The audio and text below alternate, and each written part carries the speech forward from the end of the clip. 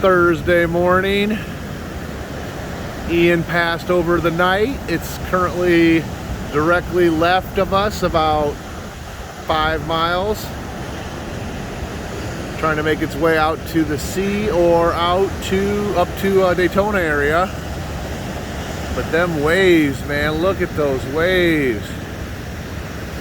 I believe we're somewhat in the eye area of the storm. I think we still have the backside to come over top of us. But I wanted to come out and check out the ocean, man. Oh, so beautiful. So much power. You can feel it. Mother Nature is one strong woman. Hightower Beach, Satellite Beach, Florida. Thursday morning, 29th of September. Checking out some aftermath of Ian.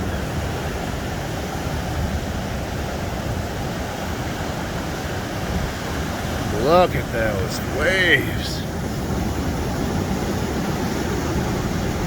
They're starting way out there.